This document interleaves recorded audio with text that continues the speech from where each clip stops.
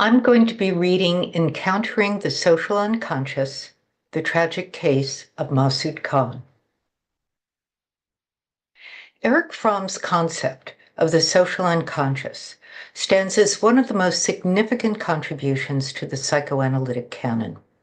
Originally articulated in 1962 in Beyond the Chains of Illusion, Fromm saw the social unconscious operating in every society through the repression of particular forms of relating, feeling, and perceiving that might challenge the functioning of that society. To quote, "By social unconscious, I refer to those areas of repression which are common to most members of society. These commonly repressed elements are those contents which a given society cannot permit its members to be aware of if the society with its specific contradictions is to operate successfully," unquote.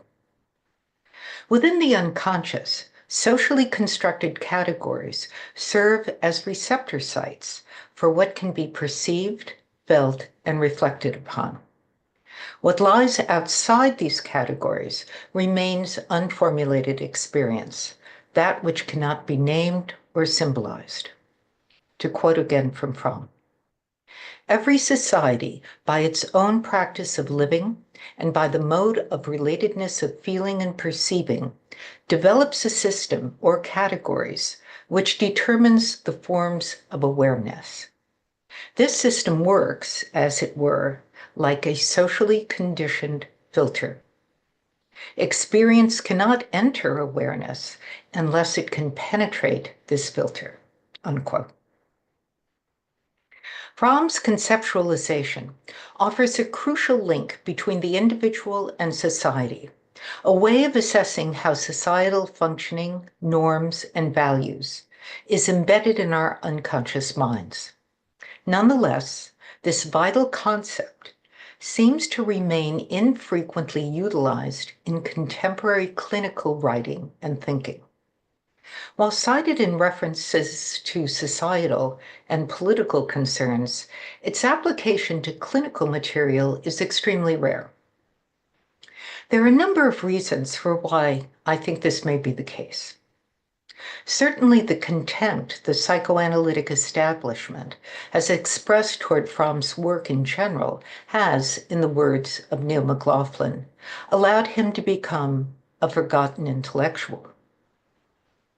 Karl Menninger, who established the foremost psychoanalytic institution in 20th century America, his eponymous clinic in Topeka, Kansas, considered Fromm a pseudo-psychoanalyst whose work was the subject of sarcastic dismissal. Otto Fenischl, who wrote the encyclopedic textbook of psychoanalysis, The Psychoanalytic Theory of Neurosis, which remained a foundational text of psychoanalytic education from 1945 well into the 1980s, believed Fromm to be misguided in both his critique of Freudian drive theory and his lionizing of Ferenzi's more compassionate technique. But equally, if not more important than this criticism, was Fromm's failure to publish directly on how he practiced. While he long promised that he would write a book outlining his clinical approach, his analyst and an apprentice, Michael Maccabee, suggests that Fromm suffered from a, quote, inability to harmonize the analytic and prophetic voices, and thus never published anything on technique. However, a more compelling and personal reason is offered by Rainer Funk, who reports that, quote, Fromm valued privacy very highly and did not want to communicate what is shared between two people. This is why Fromm also spoke out against group therapy and wanted all his letters to be destroyed. However we understand the causes, Fromm does not loom large in contemporary clinical writing. That said, I wish to suggest a much more fundamental reason for the absence of the social unconscious in writings about psychoanalytic practice. Ingredient in the concept itself is the inability to perceive its existence. It is the water in which we swim. As psychoanalyst Donald Stern points out, without acknowledging Fromm, quote, reality can only be apprehended via the tools made available by the culture, unquote. If analyst and patient share the same social unconscious, the same social filters, their minds constructed by the same social categories, how does the analyst perceive what is not visible, what is not formulated? What I would like to offer here is a clinical case that may allow us access to the workings of the social unconscious in vivo. By examining a case from a different historical period and context, I believe we are afforded an opportunity to see the means through which a patient's social unconscious operates. I wish to argue that due to the recent publication of psychoanalyst Masud Khan's diaries, we are offered a perch from which to view his analysis with Donald Winnicott. Given Khan's descent into madness, his analysis with one of the most famous and revered analysts of the 20th century has been a subject of enormous interest and controversy. While there have been numerous explanations for the failure of Khan's treatment, I would like to suggest that it was Winnicott's inability to recognize his patient's dissimilar social unconscious from his own that stood as an unyielding obstacle to recognition, understanding, and true mutuality. The advantage of historical perspective here, I believe, is key. It allows us to enter into the worlds of experience for two quite different individuals, each living with shared and divergent, socially constructed perceptions and experiences of the world around them. Through the distance of some 5 decades, we can gain a perspective for observing the enactment of the social unconscious in a clinical setting. Masud Khan was one of the most brilliant psychoanalysts of the mid-20th century. He became an analytic celebrity due to his extraordinary understanding of psychoanalytic history, his eloquence and editing skills, his interpersonal presence in presenting papers and commenting from the audience, and his remarkable clinical insights in working with his patients. Khan is considered Winnicott's principal disciple, collaborator, editor, and analysand. He was the chief editor of the International Psychoanalytical Library for 20 years, wrote 4 books, and analyzed Christopher Bolus and Adam Phillips. In equal measure, Masud Khan was a raging alcoholic, anti-Semitic womanizer who repeatedly violated the analytic frame and engaged in sexual relationships with patients and students alike. He died in madness, despair, and alone. Formally expelled from the British Psychoanalytic Society in 1989, the final year of his life. Khan remains an object of fascination and curiosity. How could such a talented, distinguished, and celebrated psychoanalyst fall so dramatically, so publicly, without anyone left willing to defend him? In response to this question, his analysis with Donald Winnicott over 15 years remains a focus of research, theorizing, and controversy. While the interest in understanding what happened to Khan is an unquestionable reality, it is also contemporary analysts' desire to know Winnicott better, to gain insight into his practice, that I believe also motivates inquiry into what went wrong in Khan's analysis with Winnicott. What I wish to argue is that Khan's substantially different social unconscious prevented him from fully benefiting not only from his analysis with Winnicott, but also his short-lived training analyses with Ella Sharp and John Rickman. I suggest that his form of otherness is unique in the history of psychoanalysis. And because of this, I believe we have a window into the exploration of how Fromm's concept of the social unconscious operates on a clinical level. Khan was an aristocrat born into a pre-capitalist Punjabi society in what was then part of the British Empire, but incorporated into Pakistan after Khan was born. When he arrived in London in 1946, at the age of 22, he presented himself to the British Psychoanalytic Society as a nobleman, chauffeured around in a Rolls-Royce and residing in an ancestral suite at the Savoy Hotel. Throughout his life, he described himself as a feudalist, that is, someone who lived outside of the Western capitalist democratic worldview and tradition. By way of example, in 1964, Khan lectured at the Menninger Clinic in Topeka, Kansas. The director of the clinic, Carl Menninger, asked Khan to describe his background.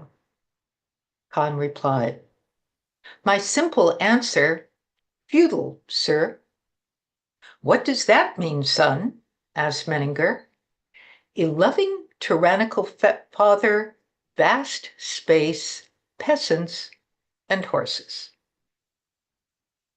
In Kahn's early years as a candidate at the London Institute, Anna Freud said to Masud, "Mr. Khan, you have been authorized to start supervised treatment, that is, to begin practicing as an analytic candidate under supervision.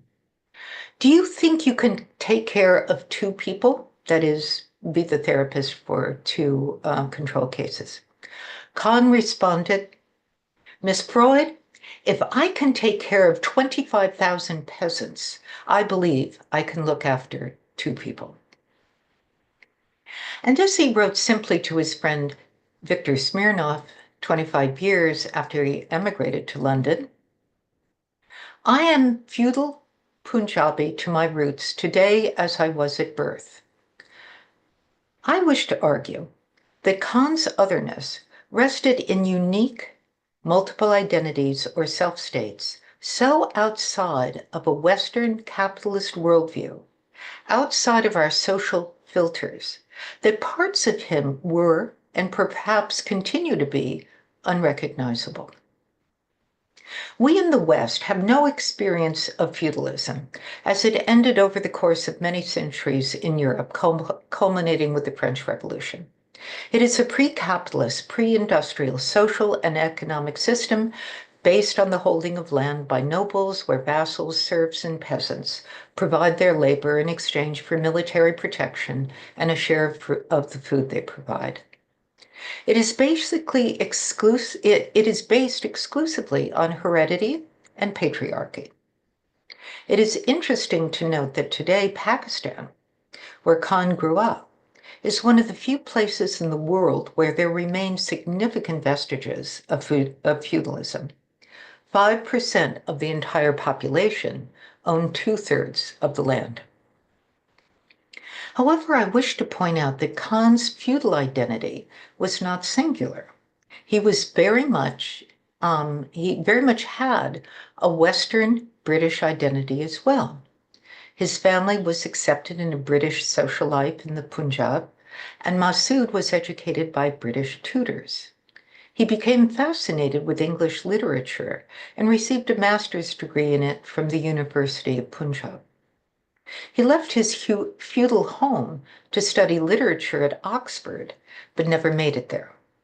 He became sidetracked by the siren call of psychoanalysis at the British Society and remained based in London for the rest of his life. Kahn's identification with the world of psychoanalysis was solidified through his relationship with Donald Winnicott. After his first two training analyses were suddenly ended when each of his analysts died of heart failure in short order, he entered analysis with Winnicott, who had been his supervisor for child cases in 1951. Within 2 years, Khan and Winnicott co-authored a review of Ronald Fairbairn's psychoanalytic studies of personality. All of this is rather unusual, I might say, in the contemporary psychoanalytic world. That is, co-authoring a review, writing something with your analyst. This was the beginning of their publishing and editorial collaboration that lasted until Winnicott's death in 1971.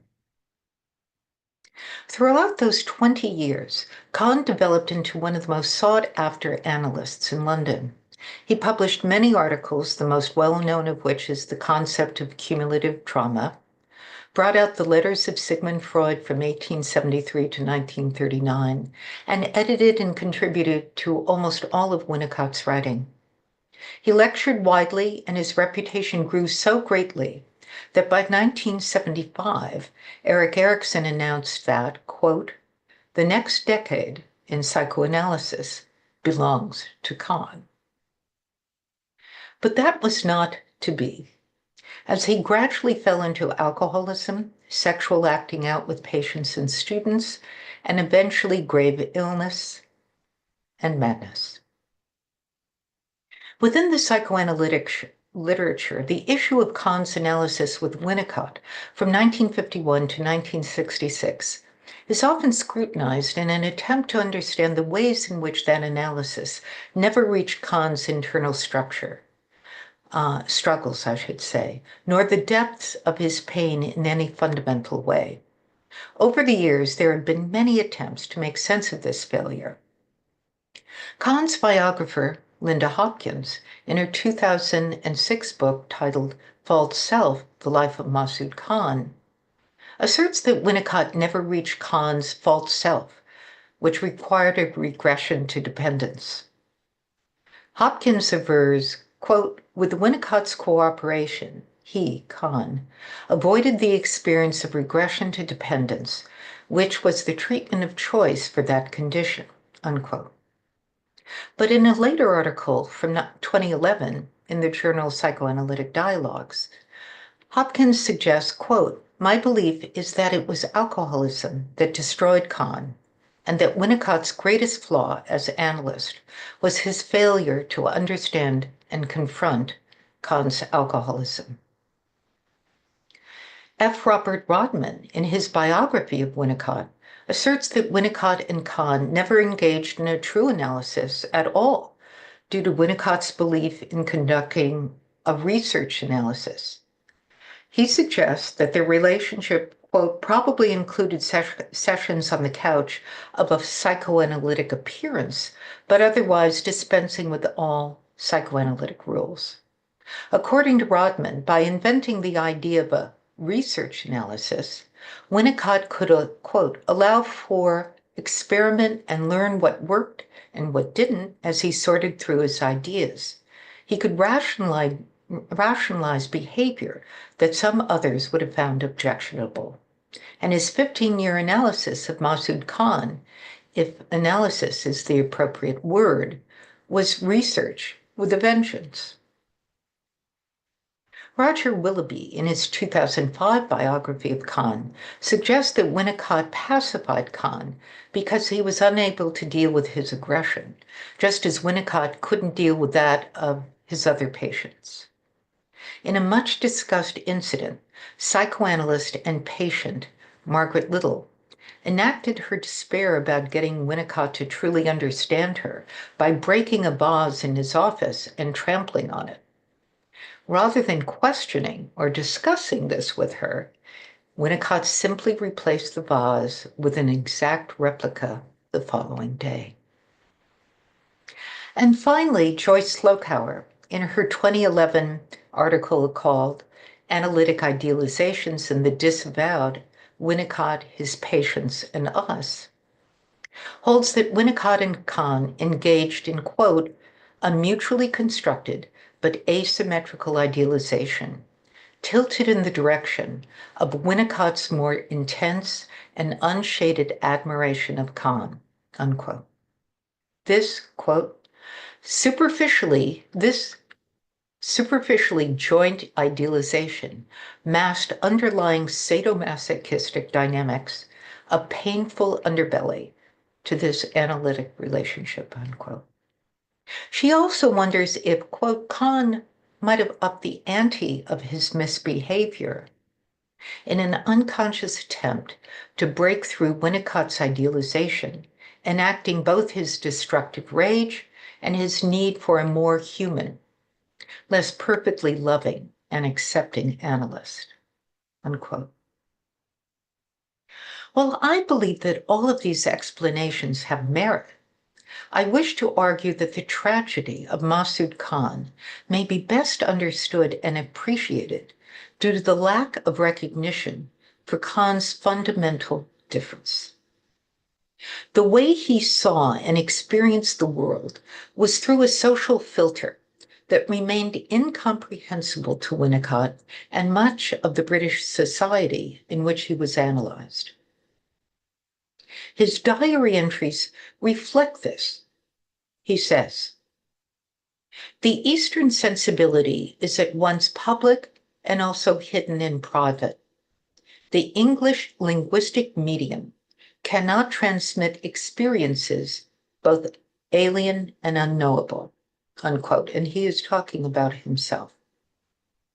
If we approach Khan from a different theoretical perspective than the confines of Winnicott's true and false self-binary, I think we might have a greater freedom, more space to view this incredibly complex man.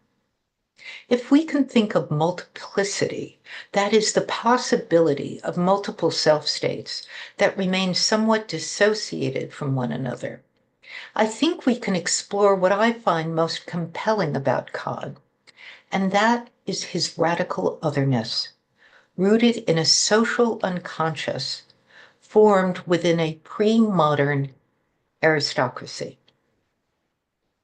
As a self-defined feudalist, part of his personality exists outside of Westerners' framework of thinking, outside of our social unconscious.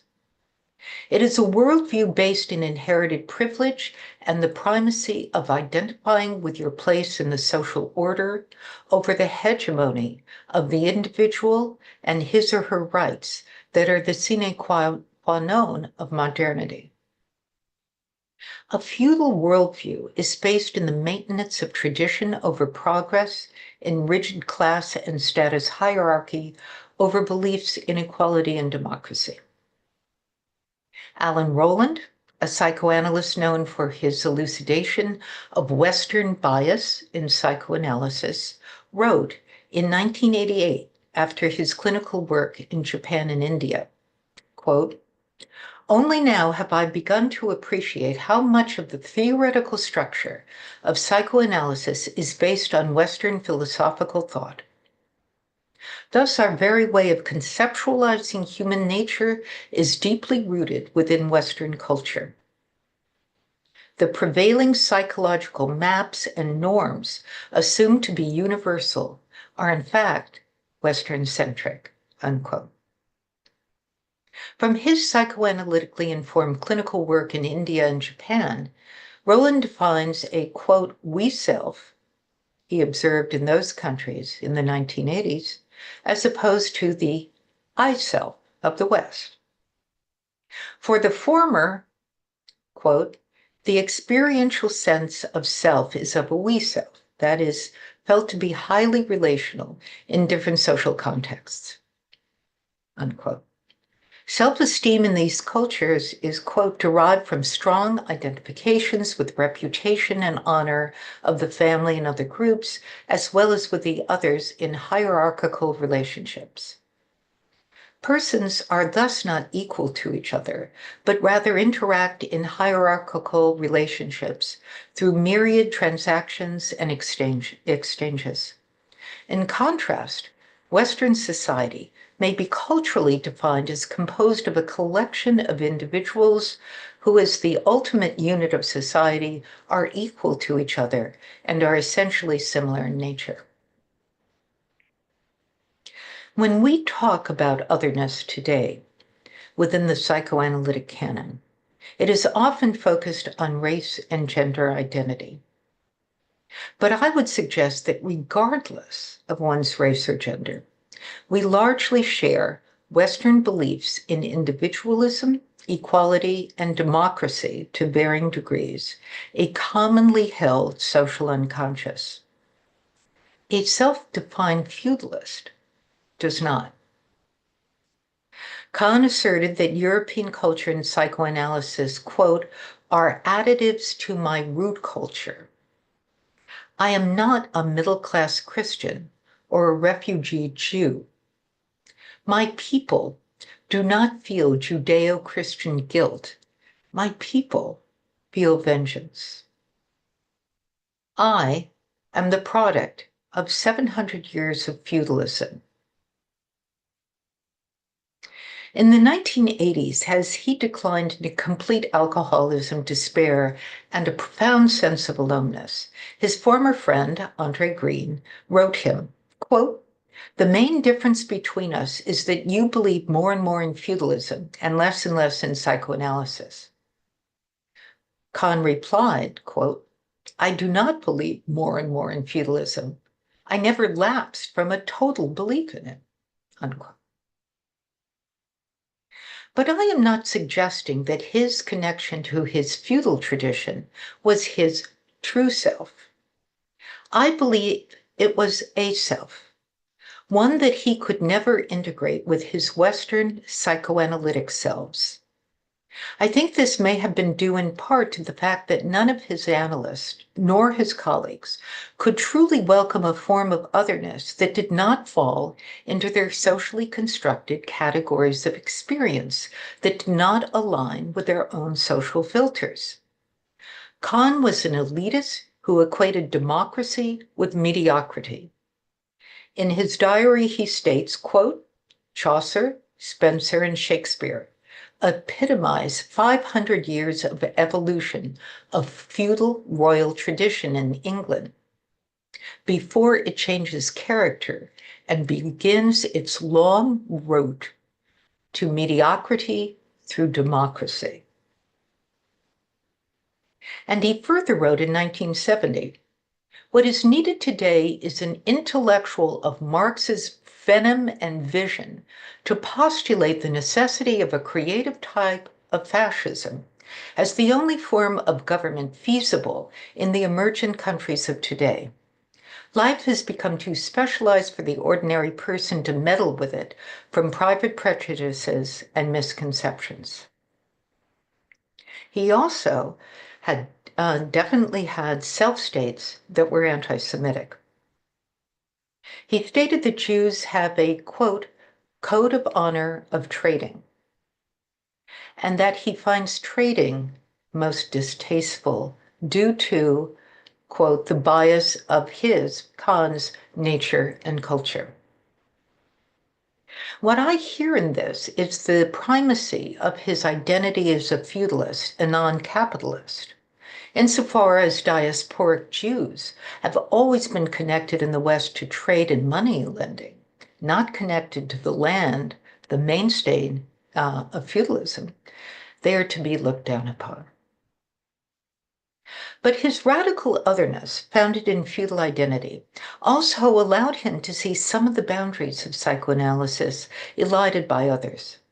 He wrote that the guilt that is a fundamental ingredient of Judeo-Christian culture obfuscates the primary feeling of fear that exists in the Muslim world.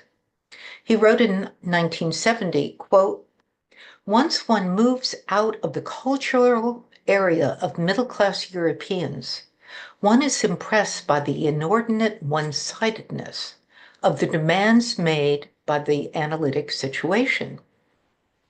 In most non-European cultures, the sort of surrender to self-exposure by verbalization that the analytic process entails would constitute insurmountable barriers, which no amount of interpretation can resolve," unquote. In his book, Hope and Dread, the foremost founder of the relational turn in psychoanalysis, Stephen Mitchell, asks, quote, Where does the analyst's knowledge about the patient come from? And he answers that it is due to our, quote, shared cultural and linguistic categories through which individuals in the same community structure their experience. We live in the same physical world, share the same language, enjoy the same cultural traditions, and this communality makes it possible for my understanding of you.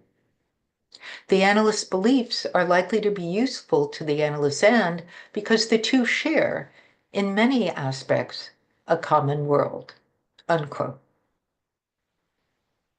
Here it is clear to me that Mitchell is referring to our shared social unconscious.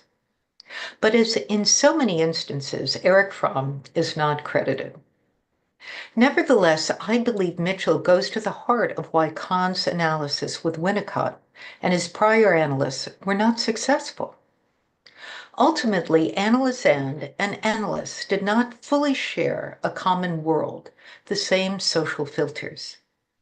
Reflecting on his experience with his different analysts, and this included a brief one with Anna Freud toward the end of his life, Kahn asserts 25 years of analysis with 4 analysts is a long odyssey, and each of them helped and sustained me, without my being able to talk to any of them significantly about myself. My language always distracted and betrayed me into saying other things. DWW, that is Winnicott, alone was aware of it and allowed for it. Of course, I always talked a lot and often very insightfully, but my language spoken was always other than me. I have never been able to share myself with others through language spoken. As Kahn became more physically ill from cancer, more alcoholic, more boundaryless in his sexual acting out with patients, less able to write and lecture, he increasingly enacted his foreignness, his feudal ancestry. He gave up wearing Western garb, sat in an analyst's chair that looked like a throne, and signed his letters and had printed on his cards, Prince/Raja M. Masud Khan. As his former analyst, Christopher Bolus, remarked, he acted the prince that he knew himself to be. That is, he enacted the parts of him that remained hidden, unsymbolized in his analyses, the radical otherness that none of his analysts were capable of recognizing, welcoming, and naming. The yearning for recognition as a prince, for being a person who was proud of his hereditary position, the ability to be a lord over 25,000 peasants that his feudal background bequeathed him, remained unspoken, unspeakable in the face of his analyst whom he idealized. Fromm locates such wordlessness in the fear of ostracism, isolation from the society one inhabits. In Escape from Freedom, Fromm characterizes feudal society as one in which the individual is bereft of personal freedom, one in which each was, quote, chained to his role in the social order, but although a person was not free in the modern sense, neither was he alone and isolated. In having a distinct, unchangeable, and unquestionable place in the social world from the moment of birth, man was rooted in a structuralized whole. The social order was conceived as a natural order, and being a definite part of it gave a feeling of security and belonging, unquote. Ultimately, his life in London did not provide Kahn with the security and sense of belonging he had been raised to expect, that for which his inherited place in the feudal social order demanded. At the time of his treatment with Winnicott, The world of psychoanalytic thinking was founded in universals, whether those be Freud's Oedipus complex or Winnicott's belief in the necessity of regression to dependency, a return to the holding environment of the mother-child relationship as a means of therapeutic cure. Outside of Fromm's contribution, the idea of the social construction of unconscious mental life was elided or ridiculed. And yet this remains key in our understanding of Masud Khan, who both sought acknowledgement and approval from his British professional peers and simultaneously harbored a social unconscious that could not be verbalized. The last sentence of his diary reads, "I have to learn to live well with my aloneness."